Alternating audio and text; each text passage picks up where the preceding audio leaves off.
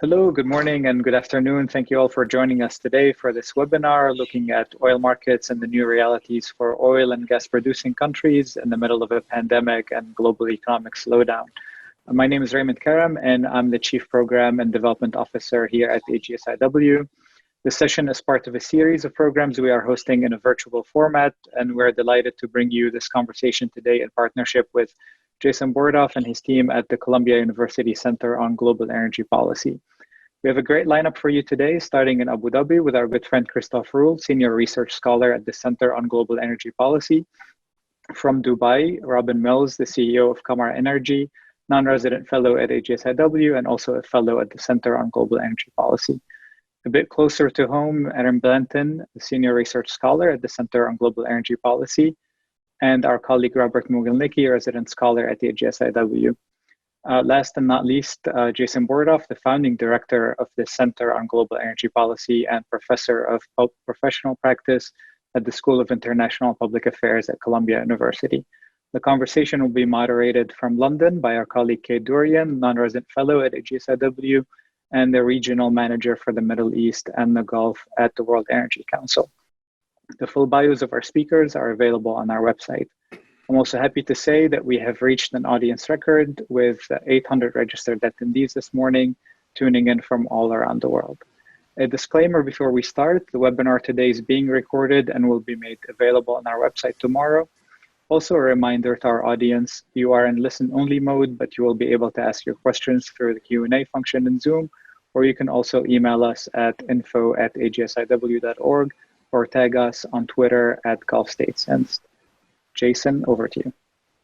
Well, I just want to welcome everyone and thank you and your colleagues for the opportunity to collaborate on this webinar. It's always, in some sense, better to be in person, but a benefit of this form of technology is the ability to convene people from all over the world and do it pretty quickly to respond to what's happening in the world.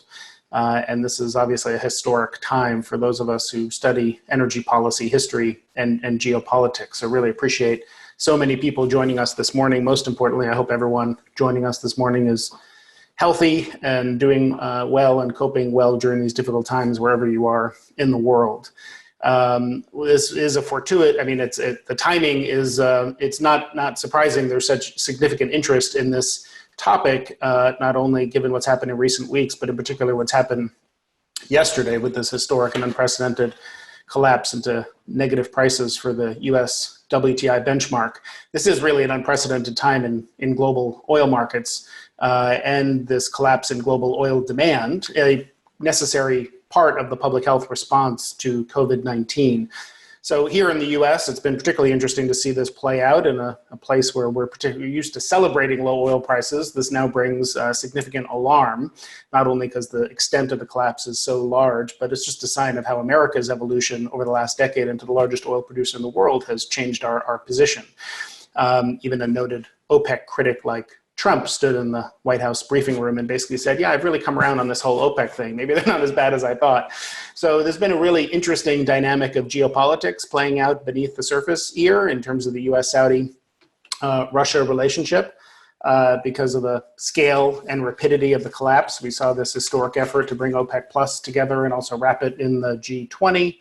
But even that, as we all know, that mix of government mandated cuts and market driven cuts was insufficient to deal with the surplus we see in the market, and we're testing those inventory limits now, which is causing such distress.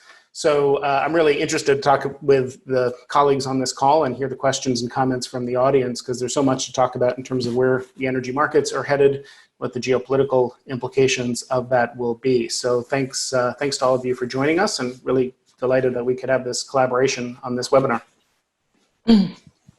Thank you, Jason. I think you basically covered, well, at least the oil part and the geopolitical aspect of it. Obviously, we're going to be also talking about the impact on gas. We see LNG prices are also at rock bottom, particularly the spot market in Asia, partly because of lower demand in Asia, obviously because of the slowdown. We're also going to be talking about refining and petrochemicals. I mean, there's so many mega projects. So basically, the question I'm going to ask all of you is, okay, we've seen WTI fall into negative territory for the first time ever. We see a collapse in demand that is unprecedented. We're talking nearly 30 million barrels a day in April, which I think the IEA said was going to be the blackest month in the history of the oil industry. There are cuts coming from the OPEC plus agreement of 9.7, maybe more eventually, but that won't kick in until May. So from the 1st of May, and the excess that they promised in the price war before they came to an agreement, Russia and Saudi Arabia, is on the water. So that's going to hit markets where you have very little capacity to absorb this oil. So my question is, where do we go from here? Who would like to take this one? Christof, would you like to kick off with where do we go from here after this this historic sort of price collapse? Sure, there's a lot of history. Yes. So where do we go from here? I think the first issue one has to realize to answer that question is that contrary to what many people around energy and oil markets seem to believe, it's not the oil markets which determine where we're going. It really is the global economy, which is it's the virus, I should say, through his impact on the global economy, and then the global economy through its impact on oil demand, which determines where we're going. And I spent some time actually to try to figure out where economists stand in terms of their forecasts of what they think how we get out of this current state. And I think it's first of all important to make a distinction, both for the economic side and for the oil side, between this one-off period of a lockdown and then the subsequent recovery. During lockdown, the economy has taken an enormous hit, somewhere north of 35%, some people say north of 50%, depending on how it was exercised and carried out in different locations. And the oil demand has presumably taken an even bigger hit because activities which were cancelled were so much concentrated in transport.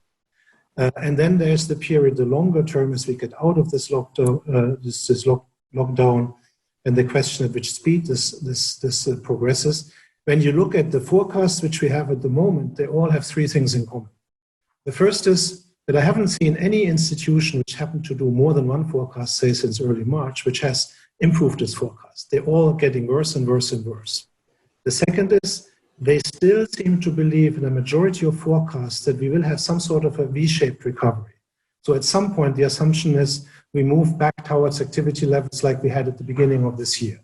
Now, initially, the Goldman Sachs of this world and many others predicted that this recovery would take place within 2020, so that by the end of 2020, we would be back where we were at the beginning of 2020 in terms of economic activity and hence roughly in terms of oil demand. That has shifted. Everybody now talks about 2021. And but still few people have a world and envisage a world where this fizzles out and takes much longer, which is of course perfectly possible. And the third thing they all have in common, the shame on economists, they do neglect the impact on those areas of the world which are not really covered very well with up-to-date data.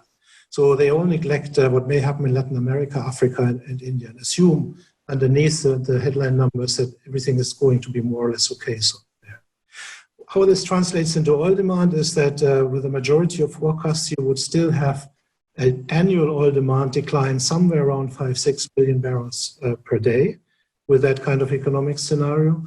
A few outliers is the biggest outlier and very out of character actually is the IEA with its forecast of I think 9 million barrels per day. The next big one would be OPEC. Reminds me a little bit of a few years ago when they in unison sang the song of, we will have a bigger investment gap, and something like that is in the cards. And then final 2 points. For me personally, when I just look at the very big picture, there's two things which really matter. One is whether this is an occasion where we will end up by having more politicization of oil markets, more meetings, a bigger and bigger sort of OPEC, and then around Saudi Arabia, then OPEC plus Saudi Arabia and Russia, then plus Saudi Arabia, Russia, the US, the three big producers responsible for half of oil production. Whether this becomes a group which determines among themselves or with others more or less shares and implicitly prices down the road. That I would think of as a very bad, dangerous development. Or whether we are coming back to a normality of this WTI collapse is part of that normality where we say, okay, this is the function of prices. Prices are better and faster in telling people where to shut in production to move from this demand decline to and full storage to actually the question of shut-ins. And the second big issue is related, because if those economists are right, who increasingly tell us we are moving towards the mother of all economic depressions as a consequence of this pandemic, then it does matter whether oil prices are centrally negotiated and relatively high, or whether we see market responses like we had in the US and oil prices are very low. Because then we will need low oil prices to support the global economic recovery. This will no longer be a situation in lockdown where people say, okay, oil prices don't matter because nobody drives anyway. This will be a situation where the economy tries to recover, and where globally, not for the US necessarily, but globally, lower oil prices would be a much required shot in the arm. Thank you, Christof. I mean, obviously, the most impacted are the shale producers, like that we keep saying high cost, well, that higher costs compared to, say, Gulf producers or even Russian producers. There are obviously, with the OPEC plus agreement, Saudi Arabia is going to shoulder a lot of the reduction, because they increase their production to their supply to 12.3 million barrels a day in April. Now they have to cut back from a sort of baseline of 11 million, but I think that's a paper baseline. Actually, the cut is going to be much steeper if they're going to go down to about 8.5. So I wanted to before we go into the shale patch and how that's going to impact shale producers, I mean, obviously there is going to be a decline, and that's one of the pluses for the OPEC Plus alliance. But I wanted to go to Robin and talk about how the low oil price is going to impact the Gulf economies, and which ones are better equipped to cope with it. I mean, obviously, Saudi Arabia, when we saw the price crash at the end of 2014, 2015, 16, they had to dip into their foreign reserves to keep their economy going. And I know that Robert at one point will talk about break-even prices. But Robin, since you're there in the region, tell us what the possible impact is on the Gulf economies and which ones are better placed to weather this storm. Sure, Kate, thanks. I mean, this is we use the word unprecedented a lot, and time the prices are going negative, that's obviously pretty unprecedented. But the nature of this shock is, I think, unprecedented as well. I mean, low oil prices themselves, nothing new for the Gulf. The Gulf has been through periods of low oil prices before. Even if these are particularly low, I mean, inflation-adjusted prices, we are at pretty much the lowest prices since the early 70s, of course. But this shock is a multifaceted one that is affecting a lot of aspects of the regional economy. I think that makes it particularly challenging, particularly dangerous. We've been, economists and policymakers and so on have been asking the Gulf countries to diversify their economies for years now. Some of them have made significant progress in doing so, but this particular crisis strikes kind of cruelly at a lot of the sources of their diversification, as well as at oil. So, obviously we're seeing slumping demand for petrochemicals, and the price of that is tied to oil. We're seeing natural gas prices, LNG prices, also hitting record lows as well. And again, whether you look at the spot price or whether you look at the oil-linked price. And we've seen, of course, a complete cessation of tourism, business travel, major interruptions on logistics, and a lot of the other areas that places, particularly like Dubai and the Gulf, had been looking for to diversify. I mean, as far as it comes to the oil price, obviously the Gulf oil producers, their production costs are low. They're the lowest in the world. So the oil industry itself is better placed to cope. I'm sure, as you say, Robert will address the issue of break-even prices. But this particular kind of a shock with these very low oil prices, some of the countries in the region have built buffers against this. They have large sovereign wealth funds, foreign exchange holdings, and so on, and others don't. And I think that really you can divide the Gulf into three groups. On the one side is the UAE, Qatar, and Kuwait, which have large sovereign wealth holdings. Their break-even budget prices are well above current prices, but they're relatively modest. And at least in the case of the UAE, the economy itself is relatively diversified, although, as I've said, a lot of the sources of diversification are being hit as well. But these countries can come through this in relatively good shape as long as the crisis is not too prolonged. Then at the other end, I think you've got Oman and Bahrain, which are in a very weak position. They have significant debt. I mean, Bahrain's debt is already over 100% of GDP going into this crisis. Oman's debt is about 60% of GDP. Sovereign wealth holdings are quite small. And their currency pegs that they run, they have large external deficits, and their currency pegs are coming under significant pressure. And really, I think they've made efforts to cut their government budgets and so on, but very difficult to see a way out for those two unless there's a rapid turnaround in oil prices. Otherwise, they're going to need external help of some kind, whether that's from regional neighbours or from the IMF or other external donors. However much they cut their budgets, there isn't really a way out. And of course, I think this is one of the paradoxes that the Gulf faces at the moment. You've seen the response in the US and Europe to the crisis: enormous stimulus packages, handouts for people who can't work at the moment, financial help for small businesses and so on, all this kind of stuff. The Gulf countries, and particularly Oman and Bahrain, are very limited in what they can do because the significant budget deficits they were already running, and they're without putting their currency pegs under strain. And then in the middle you have Saudi Arabia, which is not in anywhere near as desperate a situation as Oman and Bahrain or some other Middle Eastern countries, but still is under significant pressure. Relatively high budget break even, but it does have large sovereign wealth holdings, and can probably survive current situation for 2 to 3 years. But if we're, as Christof suggests, if we're in a long economic depression coming out of this and prices stay low for a long time, then Saudi Arabia too will come under pressure. We talk about low costs producers, but I mean, there is a social cost as well, isn't there? I mean, because these are very much sort of top-down states, and there has been a lot of spending on social issues, but and subsidies, of course, are a big part of it. But you mentioned Qatar. Qatar pulled out of the OPEC a year ago, and they presumably are considered more of a gas producer. And I mean, they are still the biggest exporter of LNG in the world. So I wanted to turn to Erin, because when we talk about gas, a lot of these countries are, including the UAE, which was an exporter, is now a net importer of natural gas. Kuwait is an importer of natural gas, LNG, and much of their gas is associated anyway, so they have a big issue. How is the low oil price impacting the gas market? Because a lot of the LNG contracts, particularly in Asia, are oil linked, so that has also pushed prices down. So how is the gas market looking? Everyone talked about this huge rush of gas that we were going to see coming. I mean, it's oversupplied at the moment because of the decline in demand, particularly by China, India, and Korea. But as well as Japan, because they're restarting nuclear. So where do you see the gas market heading? Okay, so I'll just talk first on the demand side, and I think the points that Christof and Robin have raised about our uncertainty over the economic outlook is very valid.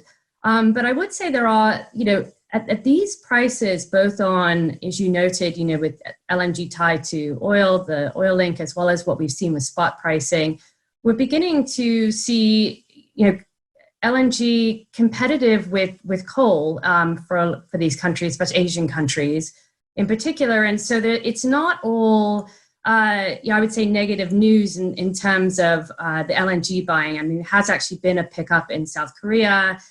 Even in January and February, China's LNG imports were up 2.3%, which is obviously much lower than usual, but it's not a completely negative story. And on the Japanese side, they have, as you noted, there were restarts of nuclear plants, but there's sort of a leveling off of that. So I think there is definitely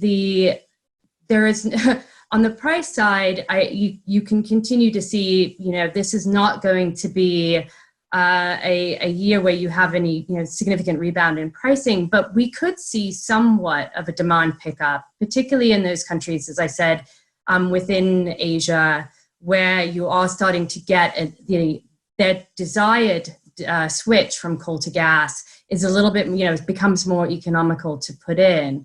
What I will also note is on the supply side, as you said, you get an impact in terms of what kind of, who is ready to make a tens of $billion investment in a liquefaction terminal right now. Obviously, those are on hold. But the coronavirus has an impact on what is already under construction in the sense that these are projects that require thousands of people to be on site. What we've seen is LNG Canada has sent workers home. In Mozambique, 2/3 of all COVID cases are actually located at the Total construction site for the LNG project. So that gives you a sense that we have 30 million tons that we expected to come on this year and into next, that we could I think, quite reasonably expect to be delayed as a result of just some of the practical challenges with a workforce that you need at an LNG site in coronavirus, as well as the impact on investment. So I think that there is definitely the oversupply of this year and into next, but I don't. I do think we could continue to see some positive signs on the demand side. Thank you. I was going to actually ask, what does that do? I mean, what do these low prices, obviously in the US, we've seen a huge growth, not just in shale oil, but in gas as well. So before I go back to the situation on the oil, what does that do for the US as an exporter now, with prices at these levels? Can you still continue to export US and compete, say, in Europe with Russian pipeline gas?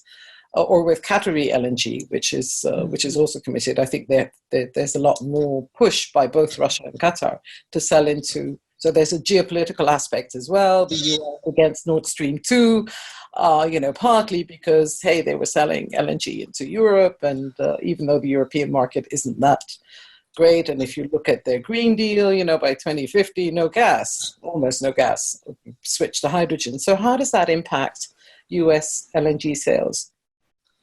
That's a great question, because I think there's a lot of there's sort of two factors. One is what happens to US production, which is, obviously you're going to see associated gas production declines. You're going to see associated gas production declines as a result of, pulling back of rigs.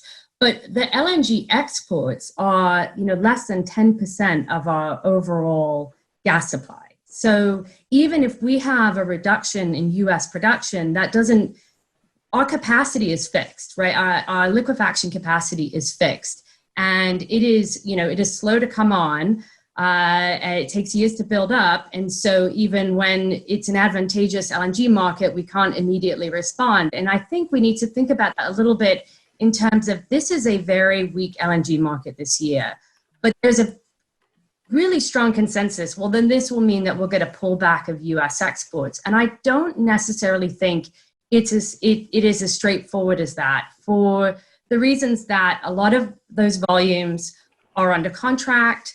They have the ability, even if a buyer cancels, Cheniere can do this, resell to their own marketing arm, and then sell that out into the market. And the other thing is just the practical operation of a liquefaction terminal is really inefficient and inexpensive to run below utilization. So those developers, the people who are operating liquefaction terminals within the US have to make a cost decision, right? That they want to run something at a very efficient, expensive rate because of what's happening with prices. And I think I would finally add, why don't we believe it when we see it? Because right now we've seen any sort of declines in utilization on US projects have been fog related, some sort of small maintenance or temporary taking off of capacity, but we haven't seen, even in this really, really weak market yet, a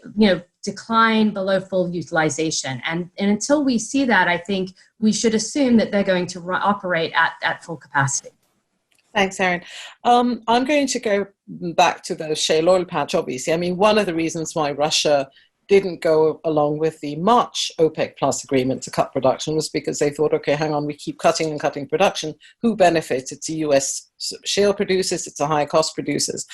And so I wanted to go to Jason about, what brought about the change? Yes, obviously, Donald Trump got on the phone. He spoke to Vladimir Putin. He spoke to the King of Saudi Arabia, the Crown Prince, who, as far as I understand, is basically calling the shots on energy policy. If you listen to the oil minister, Prince Abdulaziz, when he was asked about, who determined the policy, he said, well, my boss, meaning his half-brother. So there was definitely a change in that relationship, which everybody thought at the time was a sort of marriage of convenience, but now, obviously, in times of crisis, they've come back together again.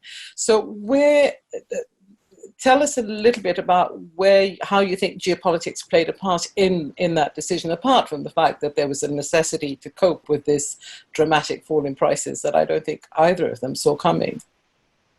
Sure. Yeah. No. I think geopolitics played a role, and I think U.S. domestic politics played a role, and it's going to play a bigger one moving forward.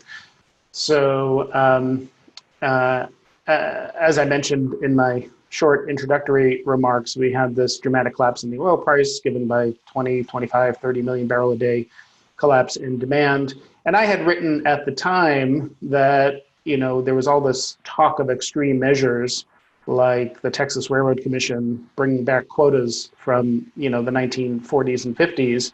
And I thought all of that was unlikely to happen, that, we do have several decades now where we see that the main instrument that the U.S. has to deal with concerns about oil prices, in the past those have typically been concerns about high oil prices, not low oil prices, is to pick up the phone and call Riyadh, and I guess in this case call Moscow too, and through diplomatic engagement and pressure to encourage others to come to the aid of the global oil market.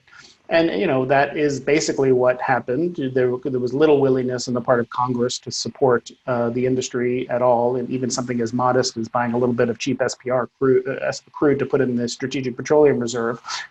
A lot of concern on Capitol Hill about what this would do, particularly to oil-producing states, and so quite threatening letters, actually. If you go and read the letters from people like Senator Murkowski, who's pretty mild-mannered, with every potential tool of economic statecraft, from sanctions to tariffs and restrictions on arms sales, sort of threatening, unless the kingdom in particular, but OPEC Plus generally, does something about production. And I think the reason the kingdom was sort of in the firing line is not just because there's a very long history of oil diplomacy between the US and Saudi Arabia, but because after the collapse of the Vienna meeting in March, the response from the kingdom was to surge production. So there was a sense in the US that they were causing this, even though obviously the demand collapse was vastly larger than the increase in production.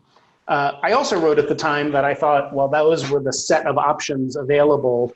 They would not be sufficient. And we were still going to see oil prices collapse and still going to see tank tops reached around the world. And so what was most interesting to me is what happens in the next round of this, the sort of measures, whether it's the Texas Railroad Commission or something else, that seemed extraordinary, so extraordinary they were off the table a few weeks ago, may not be a few weeks from now. And while we were talking, President Trump took to Twitter to say that he would not allow the oil and gas industry to go down. And he called on his Energy and Treasury Secretary to, I'm quoting, formulate a plan which will make funds available so that these very important companies and jobs will be secured long into the future. So the idea that market forces will do all the work was always, the biggest question mark around that was always whether political realities would allow market forces to do the work, because that would be quite painful.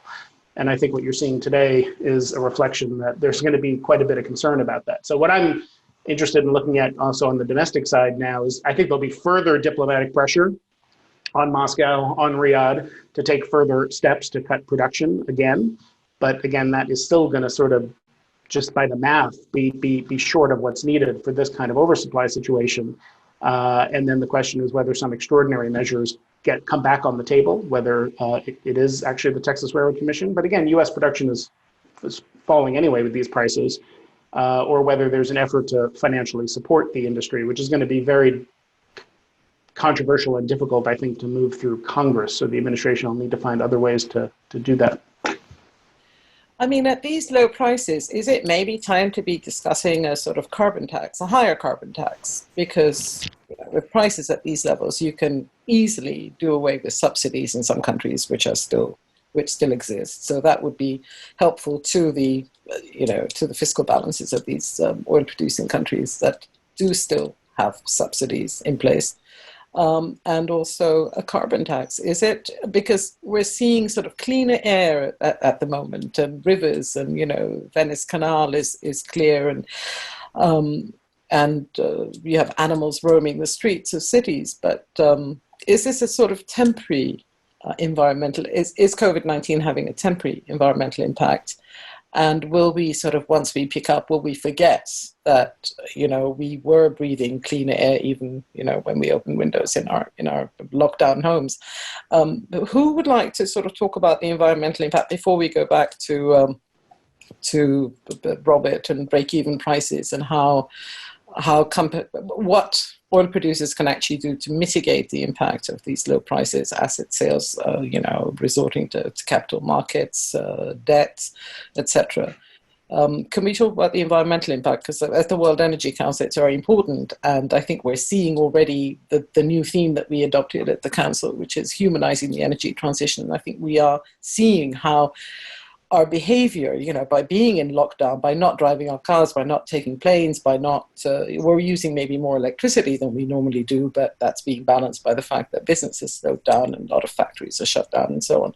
So are we seeing a sort of different consumer-led drive toward cleaner, sort of a greener future, energy future? Or are we going to sort of forget and go back and sort of when the economy starts up again? Who would like to take this one?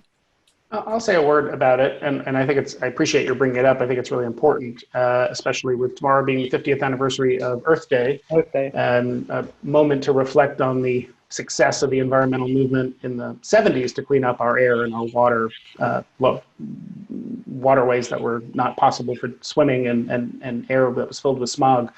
But I do think I worry that what is most likely is to sort of forget and go back to business as usual. But we should remember that this isn't, when we say this is a consumer-led effort to sort of clean up the environment, this is the most painful way possible to make any environmental progress. So, we have 16 million jobless claims in the U.S. and that number is rising.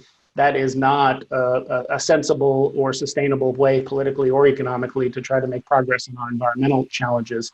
If anything, it strikes me that the fact that 4 billion people around the world are under lockdown and oil demand is only down 25 or 30% is actually a reminder of how difficult a problem it is to solve, to actually deal with climate change and think about decarbonizing the global economy and the scale of the global energy system.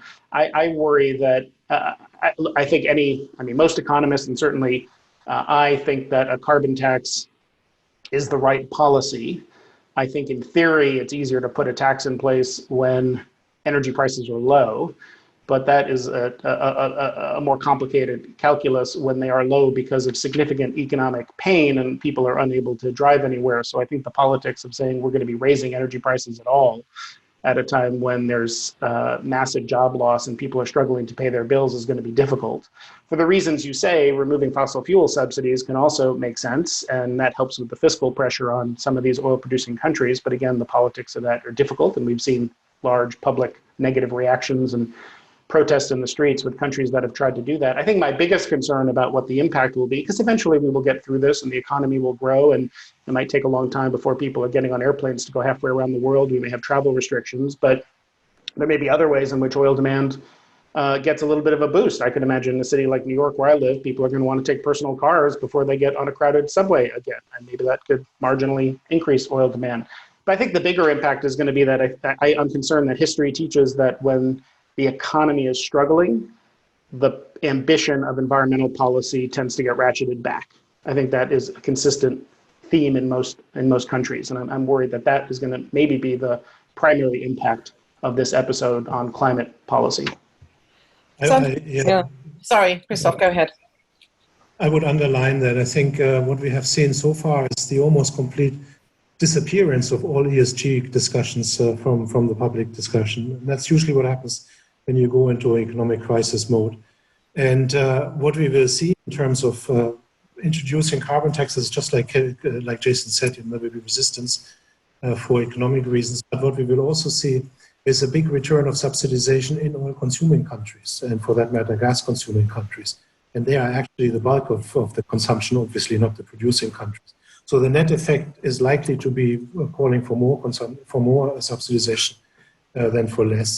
And one of the test cases is what Jason mentioned earlier, is actually now in the US, where you have this situation with the president coming out and trying to subsidize the industry, always treading this fine line, having prices not too high for his electoral base with their big cars and low incomes, and then not low enough to let the industry revolt against him.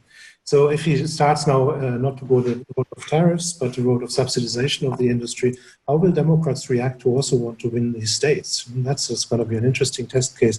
And I think you can seamlessly translate the result into the environmental debate. I want to take this back to the Gulf because, obviously that's one of our focus areas at the Institute. And some people are saying that this may speed up peak demand for oil, as a lot of people think it's going to come 2030, in the 2030s at some point. Do you think, and how are the Gulf states sort of going to cope with it? Maybe Robert, you'd like to talk about the sort of the break-even prices and how, in addition to the fact that there's slowdown in projects at the moment. I know Aramco has cut its costs, its capital expenditure, as have a lot of IOCs, and a lot of the national oil companies are doing the same, even before the extent of the crisis was known.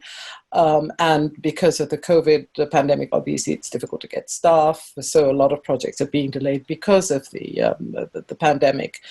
But at the same time, we have this. Are they preparing for the sort of the peak demand era, or do they not see it? I mean, when you talk to Aramco, they still don't see that peak demand is going to come anytime soon. And obviously there's more investment in petrochemicals and the value added downstream side of the industry, which we'll sort of talk about later on. But maybe I'll give the floor to you, Robert, to talk about the sort of the financial impact and how how the Gulf producers are actually preparing for this possibility, if they are at all.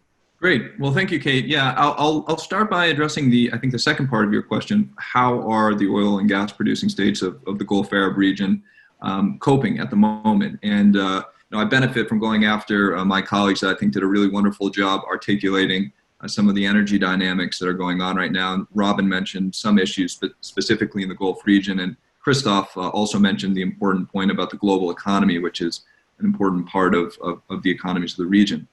I think when we're talking about what can Gulf economies do next, there are two important considerations.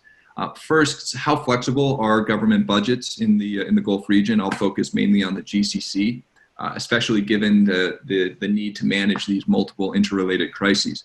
And the second is, what options do governments have to generate revenue and raise funding at this moment? So the first part, and the flexibility of government budgets, a lot of these discussions will start with break-even price of oil, which you mentioned. And we know that this measurement, it's much higher than current oil prices. The IMF, I think, had projections for 2020 that ranged between $95 per barrel to $40, with some of the oil-producing countries, Bahrain, Oman, and Saudi Arabia, skewing toward the higher end of that break-even oil price, and the others lining up on the lower end. But what I'd like to say is that, we know that's not a hard and fast measurement. It's a useful way to start a conversation, but it really shouldn't consume one. There's, and a lot of analysts and observers have been kind of picking apart break-even price of oil and thinking about it in a more nuanced way. And that's kind of what I would like to do with some of my comments here. I'd say that there is some budget flexibility. Robin mentioned a little bit of this, so there's some room to move, but the options really aren't great. So, how can governments, cut spending? Well, we're already seeing some initial moves in that direction. Saudi Arabia, Oman, Bahrain, just in the last few days, announced budget cuts. Saudi Arabia has discussed, 5% across the board, cut to state spending. But all of these three countries have also looked at ways to slash either operational or developmental spending within government agencies, a way to cut expenditures, but hopefully keep intact wages to avoid some of those sensitive cuts. So we already see some really early adjustments happening. What else can they do to cut spending? There's been a lot of talk about capital expenditures. You mentioned that. How are the budget constraints going to affect longer term projects in the region? If we take Saudi Arabia, for example, their 2020 budget had about 16% set aside for the kind of capital spending. So if there are cuts in that segment of expenditures, we're going to have to see some of the other government entities stepping up to the forefront to make sure that some of these high-profile development initiatives continue. So we might see the PIF, for example, or the National Development Fund being forced to play a more prominent role in picking up the slack. Otherwise, a lot of these large-scale development initiatives, like NEOM, for example, are going to idle. You hear some talk about these projects, especially the ones that are going to receive capital expenditures, being alive or dead at any given point. I don't think that's so helpful. That's such a helpful way of thinking about these projects, at least over a short-term time frame. These projects have long-term time frames, multiple phases. They can be scaled up, scaled down, revisited at a later date, as has happened in the past. So, long-term projects like NEOM, Silk City in Kuwait, for example, they do at least have one small benefit of having room to kick the can down the road. Obviously, the current environment doesn't bode very well for at least the early stage development of those projects. And then we can move to the larger component of Gulf budgets, and that's current expenditures. Here, unfortunately, there's not a lot of room to move in terms of spending cuts until you start to get into the rather sensitive areas of budgets and those wages. And you also mentioned subsidies, Kate, earlier in your discussion. And if we take Kuwait, it might be somewhat of an exceptional example, but it's not that far off the other Gulf Arab states. Wages and subsidies constitute 70% of the country's budget, or that was 2018 and 2019 anyway. So this domain of expenditures is going to be really difficult to tap into, especially when 78% of the country's national workforce work in the public sector. So any of those wage cuts are going to hit a large portion of the citizenry. And then any other cuts to subsidies or other generous state benefits is going to expand the group that is actually exposed to some of those cuts. Saudi Arabia, again, I think that employee compensations constitute around 57% of current expenditures, so not as high as Kuwait, but still a pretty large portion of the budget. So I know I don't want to take up too much time here. I'd like for us to be able to get to questions, but I think it's worth considering what are the other sources of revenues available, raising revenue at this point in time. I mean, the options aren't new, but there is a certain urgency at the moment. I'm going to mention borrowing and asset sales. In the last few weeks, we've seen Qatar, Abu Dhabi, and Saudi Arabia issuing bonds. I think there's been a clear preference for conventional bonds, and all estimates seem to indicate that there will be more than $100 billion in bonds issued in 2020. Some of the really optimistic forecasts for Sukuk issuances, I think, are going to be scaled down. There's a lot of excitement about green Sukuks and also blockchain related. That's probably be put on the back burner. And the costs are going up for borrowers.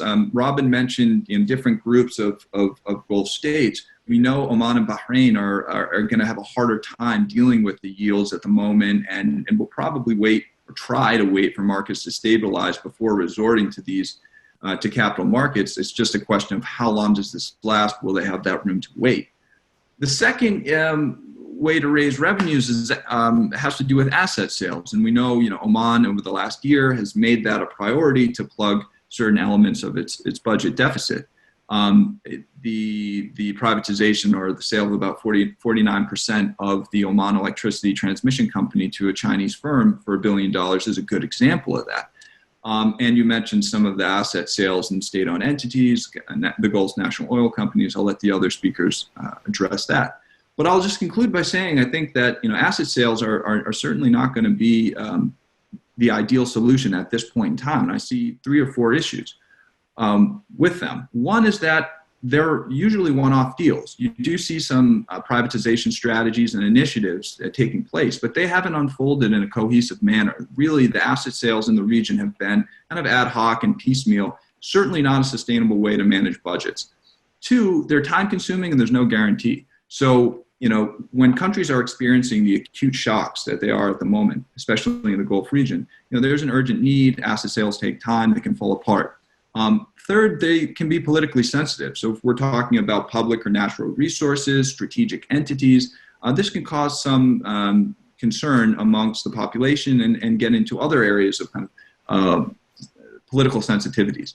And finally, I'd say that even if buyers can be found at this time, Gulf assets, this is not the best time to be selling your assets. I was trying to rack my mind for a metaphor here, but it's like taking a gold watch and pawning it in Las Vegas. There's really not going to be, I think, a top dollar fetch at the moment for asset sales. So I'll leave it there. I think it's worthwhile thinking when we think about budgets. It's worthwhile to remember there is some room for maneuver, but as I said in the beginning, the options aren't great. Thanks, Robert.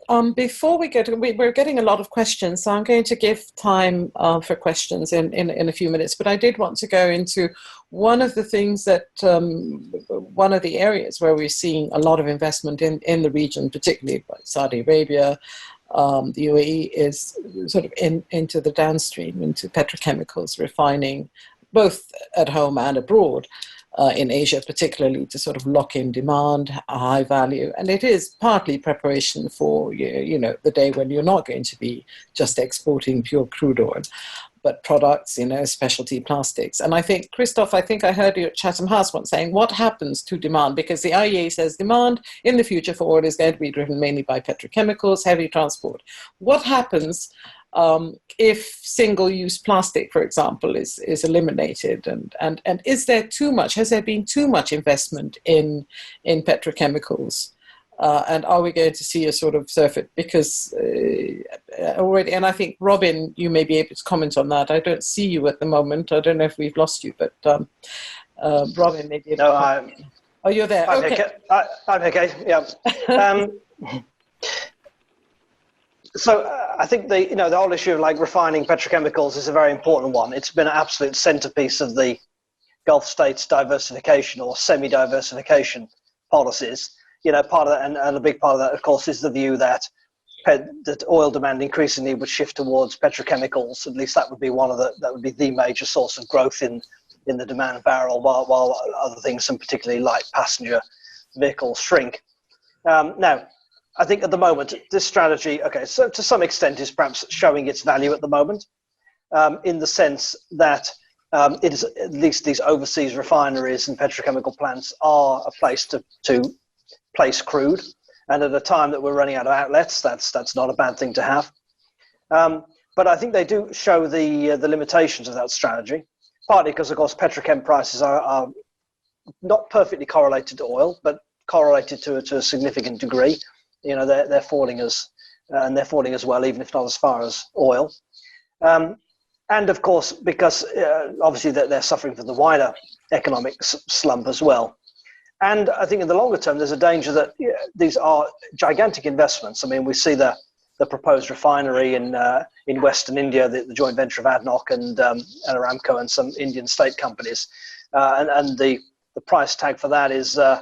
it seems to go up every time it's reported, but it's now $50 billion, something like that. So, gigantic capital investments and exposing a huge amount of capital in a relatively related sector, I think is, it's becoming increasingly risky. And I think, the longer term question, but this is a diversification strategy, has got to be, how do you create these kind of projects as outlets for your crude, and anchor demand and hopefully create demand for your crude in these kind of areas, but without exposing too much capital and too much risk. Can you do more in terms of joint ventures? Can you do more in terms of seeding capital into projects and then selling strategic stakes in them or IPOing them, so to reduce your exposure? I think this has got to become more of an option rather than just the buy and hold model. However, as Robert correctly points out, that's not much help to in the current situation where there's very little willingness to buy these assets anyway, and only at fast sale prices. So the strategy, it's been an important one, and I think it's always the old conundrum. Stick to what you know best. But if you know best, what you know best is oil and gas, and you're trying to diversify away from oil and gas, and you want to get into high tech and aerospace and all these kind of other areas that you don't know very well. How can you make money in those in a very competitive environment where you perhaps don't have a natural advantage? So it's really a conundrum that's not an easy one to find a way around. Thanks, Rob. Yeah, obvious. Sorry, did somebody want to say something? Yeah, because you're asking about the plastic. Yeah. So let me make 2 points here, or 3. First of all, what Robin said is correct. If you want to diversify your economy, building more refineries, petrochemical plants, all the rest of it is probably not a great idea. And in the past, we have seen exactly these attempts of building up the refinery system, all always driven, by the idea that somehow if we don't do this, we leave money on the table and the other guys do the refining and get something which they shouldn't. At the end of the day, this always, when refining margins shrink and so, ends up in being huge capital-intensive, expensive industries in need of subsidization. Because when a refinery in India or somewhere else in Europe, it probably haven't been built one in a long time, but somewhere else is built, it's more likely to be competitive under pressure than when it is built in a region where money solves a lot of problems. Secondly, on petchem specifically, which sort of repeated the mistake with refineries, it's true, we did some research on that.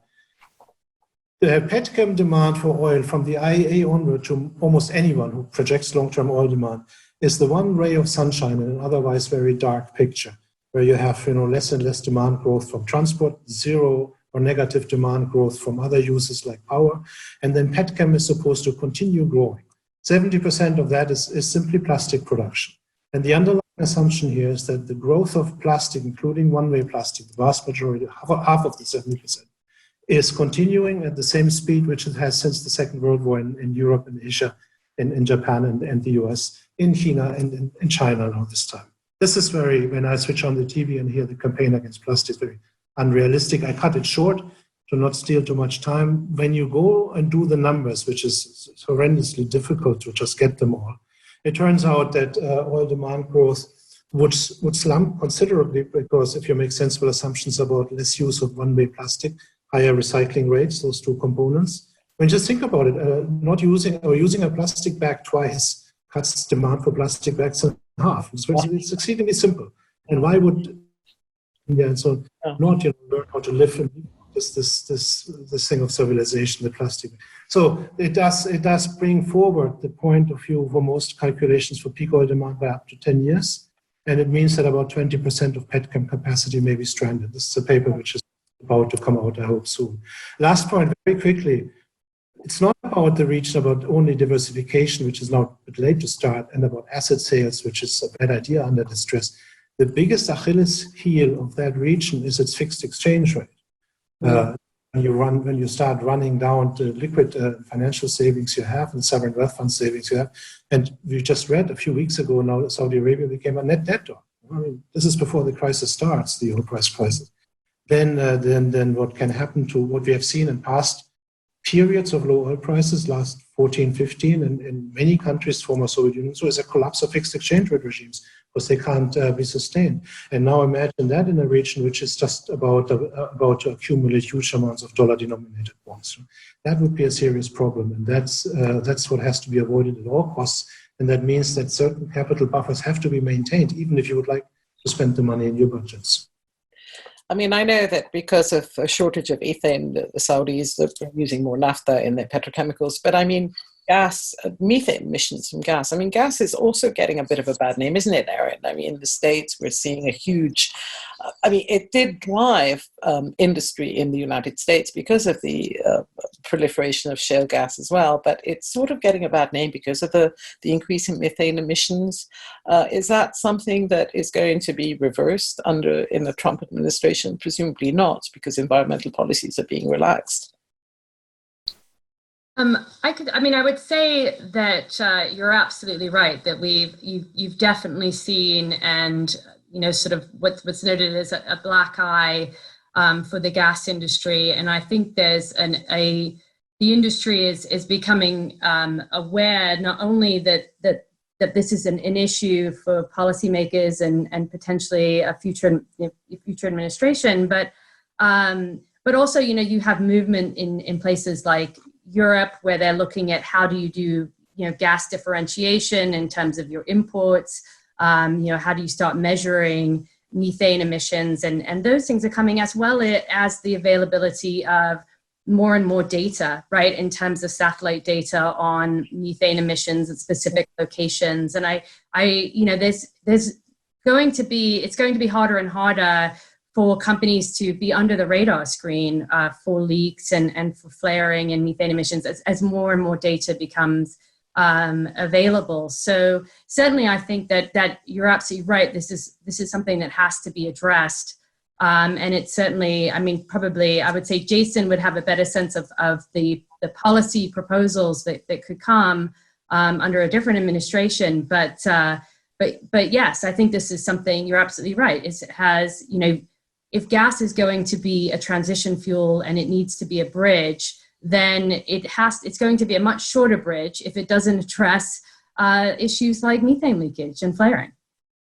Thanks, Erin. Jason, do you want to add to that, or should we start with the questions, because we're back to the OPEC Plus, and there's a whole host of questions, so I think I'm going to start soon, unless you have something to add to. I think Erin's exactly right. It's not just good for the environment, it's good for the industry itself to take steps to address issues like flaring and methane leakage and demonstrate that if we're going to argue that gas has a beneficial role to play as a transition fuel, it actually delivers those benefits.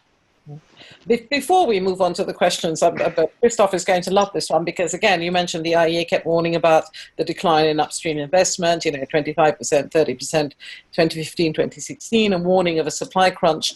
But they're also saying again that in order for the industry to maintain production and manage decline, natural decline, they still need to invest, and that investments are going to be down the lowest in 13 years. So is that something, should we now still be worried about a possible supply crunch? We've seen what's happened now. There's plenty of oil around, and presumably the OPEC Plus agreement, shale may come off. The EIA says 500,000 barrels a day, maybe more. But will that not delay another surge in shale sort of a bit further down the line, so that, this whole idea of killing shale oil, which, whether they deny it or not, has obviously been on the minds of the big producers. Is it going to delay that time when shale can sort of revive, or are there technical issues that will prevent shale from returning? Because yes, we've had one bankruptcy, maybe even more. Not very much chance of consolidation in the industry, because even the big ones, like Exxon, is cutting its capital spending. And even BP, with its cuts, says, the shale patch is going to be affected. So one of the questions that came in is, can the OPEC Plus cuts come any sooner? My impression when I talk to the Saudis is no, they can't really do much about it. They're going to wait and see. So how is this investment decline? Do we see it as having an impact, and is shale going to come back again with a vengeance in maybe a couple of years? Well, can you ask me? Who's that too? Okay. So the first is that, yes, there is probably more reason now than a few years ago to be worried about about an investment.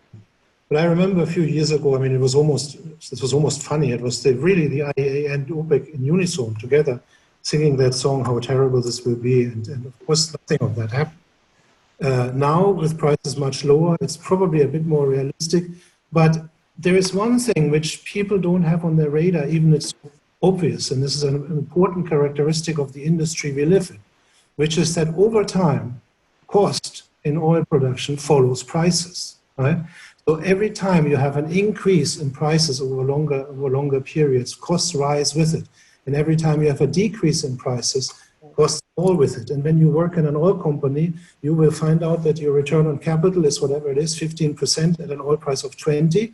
And a few years later, your return on capital at an oil price of 120 is the same. And of course, a lag in adjustment, and you know exactly how long that lag is in particular industries, sub-industries and regions, is shortest in the US landlocked shale production, because that's where the infrastructure is most developed. It's longest either in complicated offshore projects or in very far away places, because that's where the infrastructure is least developed. It's that simple. And so cost follows these adjustments. And shale specifically, we should make no fools of ourselves. We have seen that before. The first one who actually understood what shale was doing to his market share was Naimi, the old, central banker of oil for Saudi Arabia. He was the one who spoke to it openly before people realized it. And that was the reason to let prices go, to sort of try to kill it in its infancy when it was still considered to be a high-cost industry. And then, of course, what happens in America, which is so flexible, is that you have this financial restructuring, which everybody in the industry is now crying about, which in the end always leaves them stronger, because it just means that financing mechanisms change, that hard budget constraints are introduced, that assets are pacing hands, are mothballed for a time.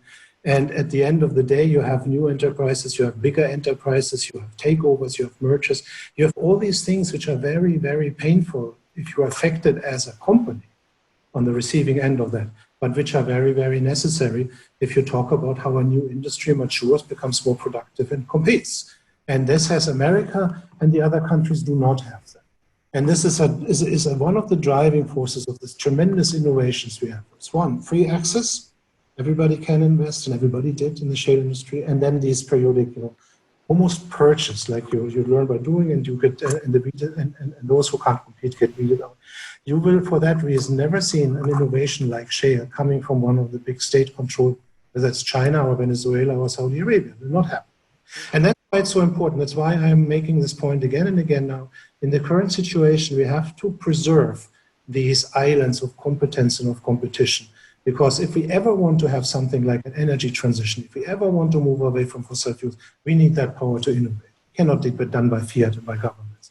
If we now protect the fossil fuel sector and let him slide into a protected future where market shares and prices are subject of backroom negotiations, that would be exactly the wrong way to do. I mean, I think you mentioned the economy. I mean, part of the reason why we saw this huge surge in shale production in these smaller companies was because, they're heavily indebted because borrowing was cheap. And it's probably going to stay this way for a while as you have all these stimulus. Yeah, Jason, you had something to say, I think, about... No, I agree with Christof that I think the risk of an underinvestment cycle remains. I mean, obviously the big unknown is how long this lasts and what it looks like coming out of it. I think you mentioned the EIA, maybe the 500,000 you cited was on an annual basis, but on a month-to-month basis, they see a 2 million barrel a day drop in production. And that's what shale is. Shale is short cycle supply. That's how it works.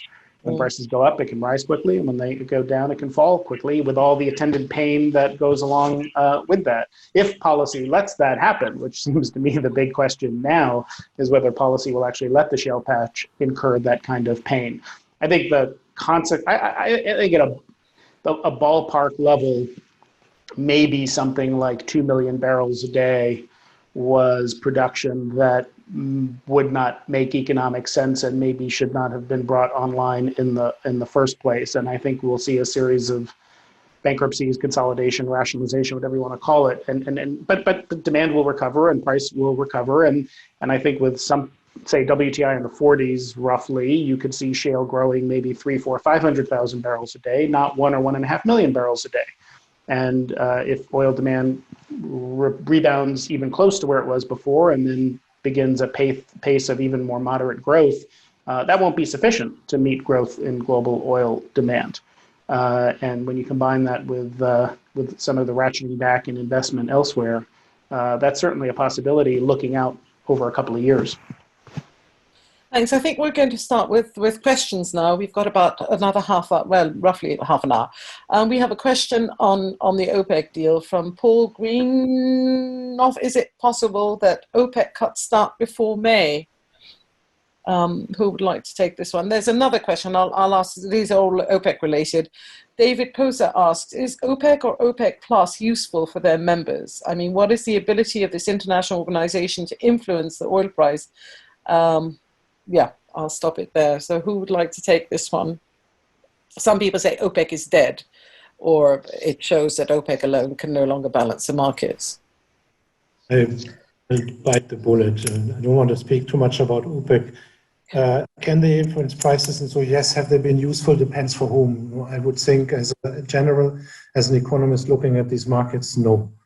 The real core of the question here is, if you believe that the oil market is different from other markets so that it needs some sort of big producer association, or let's reuse the C word here, cartel or something like that, to manage stability, or if you don't believe that. I don't think there's evidence, theoretical or practical, to believe that. And just to make that point, which relates to what Jason said and so I said earlier, sometimes it's useful to just think about how the ideal market would look like.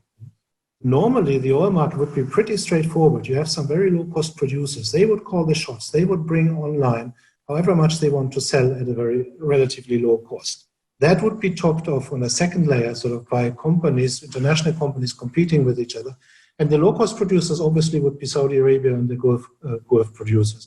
Then the second layer may be a lot of Russian companies with a little help from the government and also cheap production costs. And then on top of that, the leftovers, that would have been taken by these price-responsive, technologically savvy, short-cycle, nimble shale producers and unconventional fuel producers.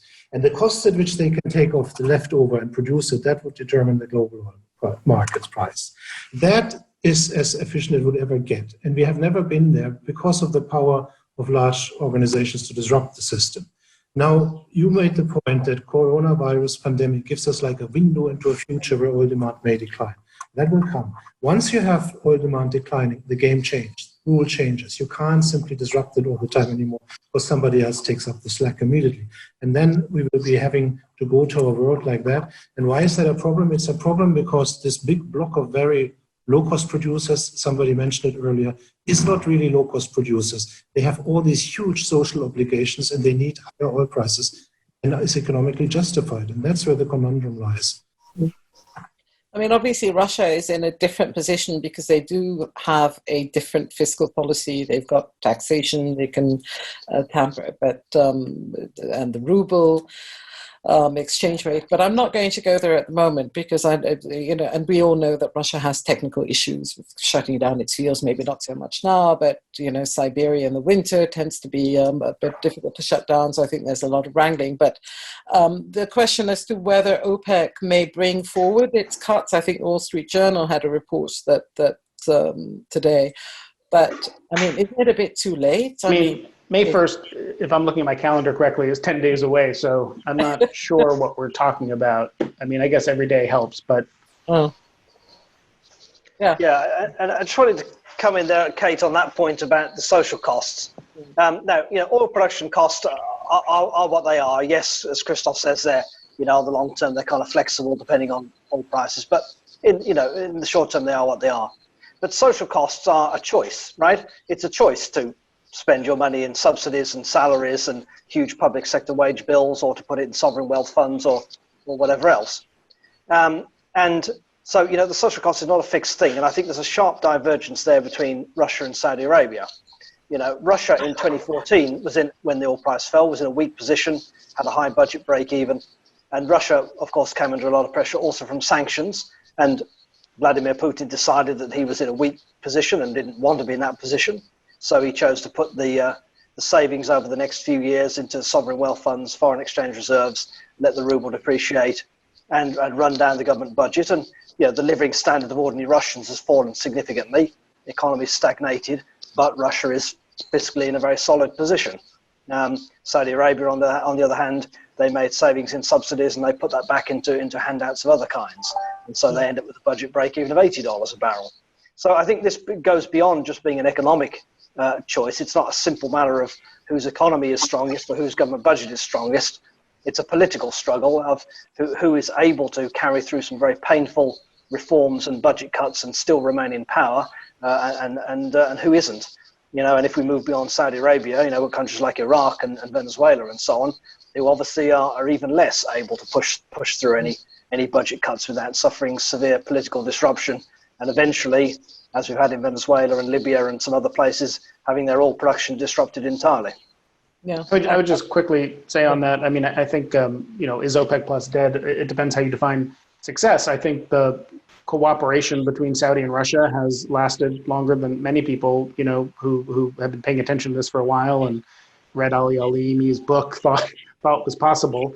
And it does have an effect within a range. Can it handle a 30 million barrel a day collapse? No, but there's an element of market perception and sentiment around this as well. And I think when we saw the oil price fall in 2016, OPEC helped put a floor under it. And when it started to rise up to $80 in 2018, it came together to alleviate some of that pressure. So, I mean, we've seen times over the past. I was in the White House when we released the Strategic Petroleum Reserve during the Libyan civil war, and we saw the kingdom in particular respond by putting a lot of supply in the market to deal with the loss of supply and the price impact there. So within a degree, it is still able to have an impact, in my view.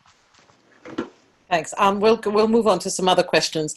We have one about the impacts on industry and producers. Bruno Stuckart, I'm sorry about the names. I'm not sure if I'm getting it right, but he asks, curtailment would mean many producers worldwide will have to reduce their production.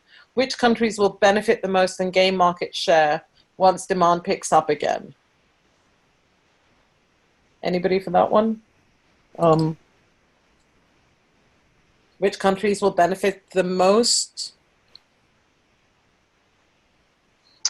Yeah, well, I think a simple part of the answer is the countries that have cut so far and that have spare capacity, and especially the OPEC countries that are going to increase production capacity over the next few years. And the biggest increases are coming from UAE and possibly Iraq, and of course Saudi Arabia has also been Aramco has been instructed to raise its production capacity by 1 million barrels a day, assuming it goes ahead with that now.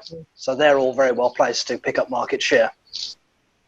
And then another question from Rafael Vaquera, who says, what are the implications for national oil companies that cannot compete under current prices? What should their strategy be?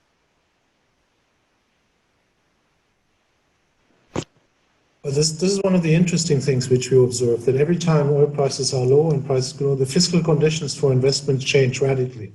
And the policies of national oil companies become a lot more accommodating for joining up and working with investors in their country and teaming up, not only in terms of capital expenditure, but also in terms of genuine sort of production sharing agreements. And I would expect that to continue. But this is driven by need. And then when oil prices go up again, that fizzles away again. So if the question is national oil companies who are making losses at current prices and they can't shut in production, then they're obviously under political pressure. And then this is often a situation where investments which have been undertaken in the past are considered sunk costs. And where pipelines, for example, Gazprom would not consider its pipelines a cost. They have been paid off a long time ago, and so they do their calculations without taking that into account. And I would expect this to continue. So Angola will continue to produce its deep water thing because they think that the islands which have been built are sunk costs. And this is generally true for big brick projects, whether it's fields in Iraq or whether it's deep water production. Okay, I'm going to move on quickly because we do have a lot of questions. I'll try to get as many as possible. Munir Jalil asks, what type of harm can these prices do to the industry? Is shutting down production for non-shale producers an easy task? Can production be increased relatively easy when demand normalizes, or is there permanent damage? It's very different. So what you have, the way I understand it is when you shut in production, it's damaging, in particular for very small wells. That applies to a lot of small US wells, which in aggregate don't make up much. I mean, maybe 1 million plus or so in production. It's damaging for in situ production of Canadian oil sands, which is the steam projects which you have, because that's extremely complicated and expensive to bring back again. And damaging also for Russian producers, because many of them, like Rosneft, the old Yukos and Soviet assets, these are it's a large quantity of very small wells in Siberia, some of which only 60, 80 barrels per day. And when you shut them down, you increase the water cut in them. That's difficult to bring back. And when that happens, as you said, in a period where it may be freezing, then you can write them off. So okay. Yeah, sorry. I think the next question from Neda Jafar has actually been answered. It says, can you talk about sovereign credit risk, particularly countries like Venezuela and Iraq? I think we've sort of mentioned Venezuela and Iraq. There isn't very much more to say. Venezuela was obviously in trouble even before this price collapse, and Iraq had actually managed to increase its production significantly. Is there anything else that we want to add on this one, or can we move on to US Trump policy now? Okay, we'll move to US policy. Herman Wang of Platts, my former colleague, says, what is the likelihood President Trump imposes tariffs on foreign crude imports, and how would this impact the wider oil market? Jason, do you want to take that one?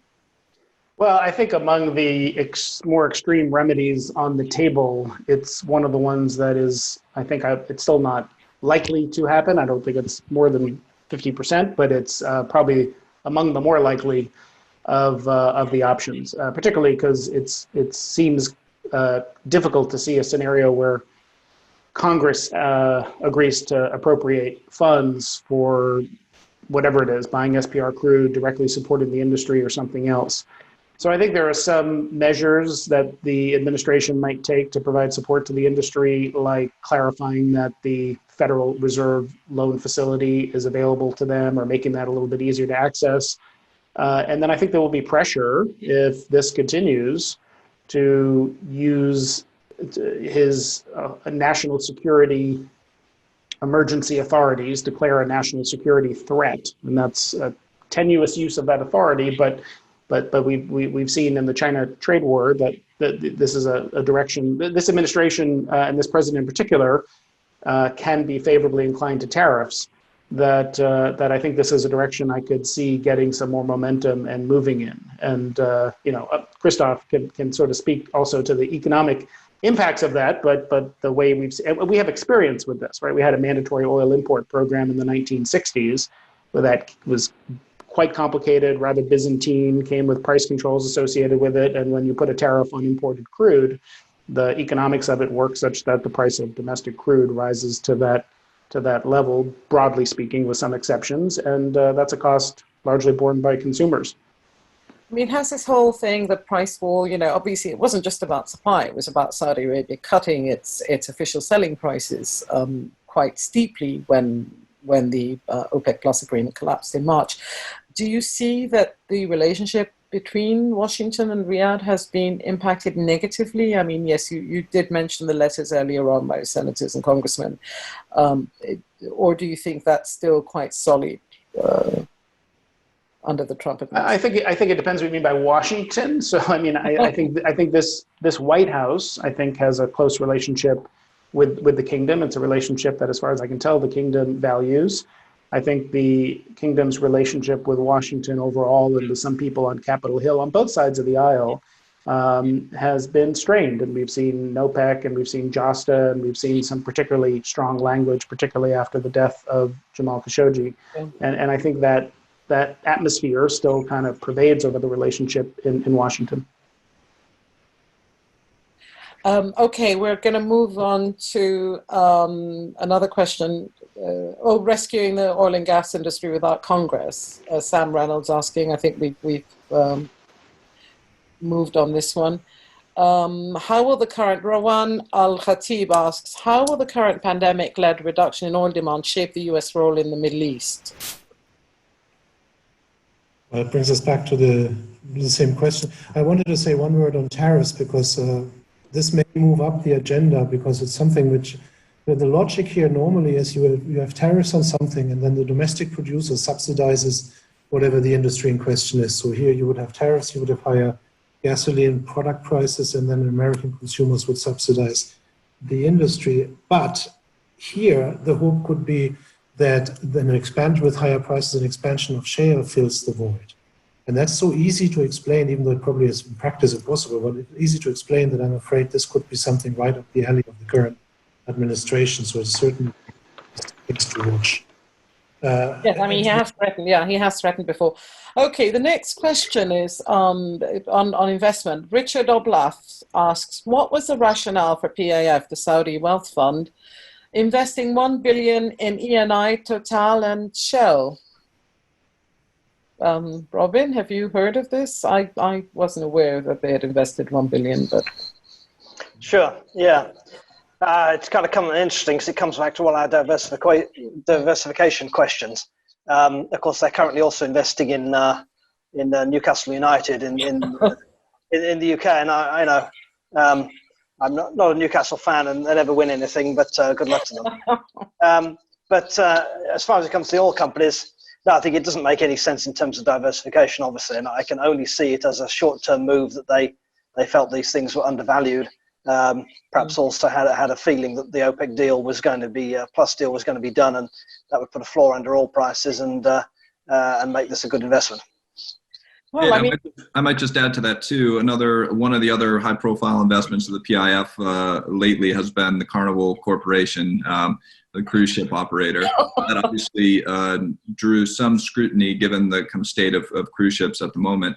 I mean, depending on, regardless of what you think about that industry and when and if it will bounce back, I think at least you can look at it in a longer term viewpoint that if you look at the PIF's kind of strategic program, they are involved in kind of putting Saudi Arabia on the global tourist map, promoting it at the country as a luxury destination. Obviously, it's not going to happen in the coming weeks, but as a longer term initiative, maybe that investment makes sense if you can pick up an asset like the Carnival Corporation, at a rock bottom price. So I just throw that in there in addition to Robin's examples of the Newcastle deal.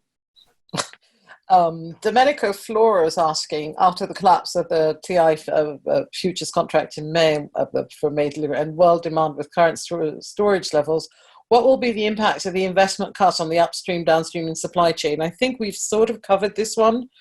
Unless somebody wants to add anything, I'll move on to the next one, which is sort of related because it's Justin Alexander is asking what kind of delays are likely in major Gulf oil and gas projects, such as the North Field, I guess that's Qatar Gas, Khalij, Bahrain, and Jebel Ali. The Jebel Ali refers to the big gas find in the UAE recently, the shallow gas that Robin has written extensively about. As far as I can see, North Field gas is proceeding. Qatar is going ahead with the expansion of its capacity after lifting the moratorium, and I think they've just put in an order for LNG tankers. Robin, do you want to comment on that one, or? Yeah, well, as far as the North Field goes, right, that's a long-term strategic project. And targeting a market window in 2024, 5, 6. I think there'll be a bit of sand in the wheels because of the coronavirus and not be able to get experts in and skilled technicians and this kind of stuff. And the selection of the IOC partners has been delayed for a bit, but they're forging ahead, as you say. They're buying the tankers. They've just started the drilling campaign, so it doesn't look like that'll be set back significantly. However, I think there will be a major rethink on a lot of the other big projects. The downstream and petrochems and so on, there'll be a big rethink. Are these things really essential? So that'll be one issue. And then for the upstream gas, I think, and as you say, I've written extensively on the gas situation in the Gulf, and I've got a paper coming out with Columbia, of course, shortly on this. And really, I think what we're seeing is that gas demand in the Gulf and in the Middle East in general was set to slow down significantly even before coronavirus. So a lot of these very large and rather expensive gas projects, if you look at the offshore sour gas developments in the UAE, for example, you look at the Khalij or Bahrain in Bahrain, you look at the unconventional gas developments in Saudi Arabia, a lot of these may just be too big and too expensive and really beyond what demand requires in the near term. Some will happen, yes, of course, gas production has to expand, but probably not to the extent that we thought 3 or 4 years ago, and probably even less to the extent we thought 3 months ago. So yeah, I think we'd expect some significant delays on those projects, and even cancellations or downscaling. Yeah, we've seen, I think, one cancellation of sour gas in UAE and 110 million in shale in a shale deposit in Saudi Arabia seems rather excessive at this time. Erin, if you do you have anything that you would like to add to on the gas side? No, I think there are more gas questions coming up, I can see, and we've got about 7 minutes to go. I think Robin answered that perfectly. Okay. I think environmental policy, Sidi Doshi asks about environment, but I think we've answered that one. Michael Moore says, why not a carbon tax on the person, not the commodity? I don't think that kind of works very well, but obviously we're the high density population centers, he says, pay their share of the environmental strain they place on the regional environment. Sorry, Jason. Yeah. No, I was just going to comment that the incidence should be the same. I mean, the idea of placing it on the producer means it's passed through to the consumer. Okay, we're back to gas. Yana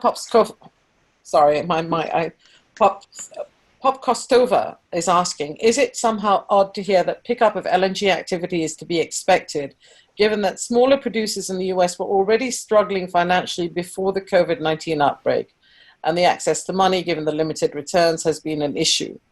So in the aberrant and money-tight environment of post-pandemic, most US LNG producers will have to declare bankruptcy. This is not really a question. We'll have to declare bankruptcy, I reckon, but I will be happy to hear your argument supporting your prior statement that activity will pick up for US producers. And then the second question is also LNG related. It says, what is the impact of the current crisis on Australian LNG exports to Asia, especially in China? I mean, we're talking about these very, very high-cost Australian LNG projects. Erin, I'll leave it with you. Okay, I'll be quick.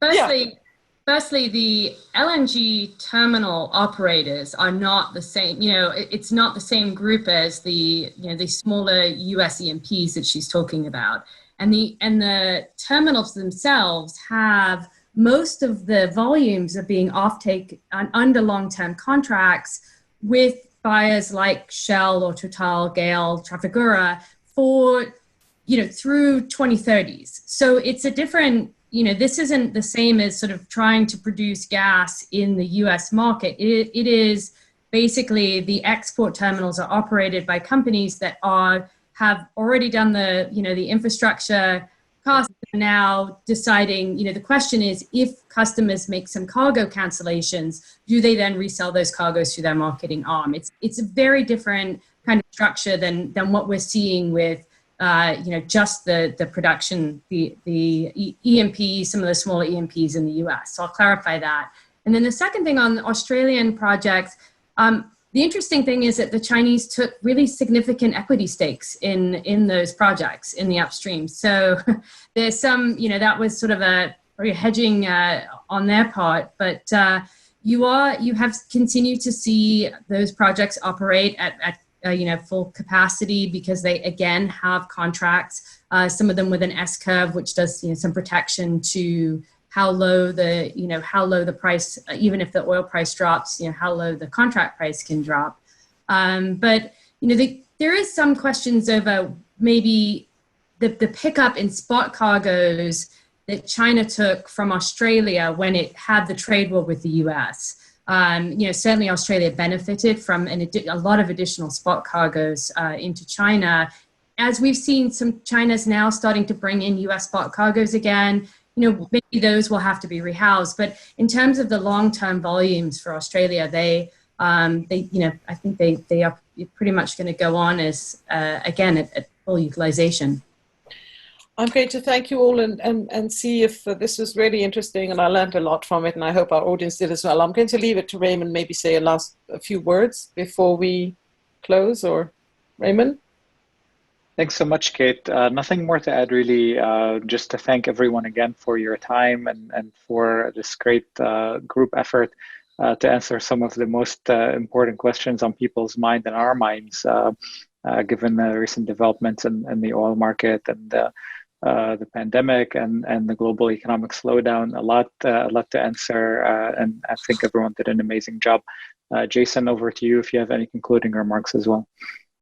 No, again, I just really value and appreciate the ability to bring people together remotely and virtually all around the world to talk about things in a timely fashion like this. So this has been a great collaboration, and I hope we can do it again.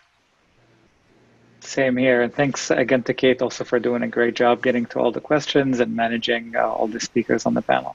Thank you again all for joining us.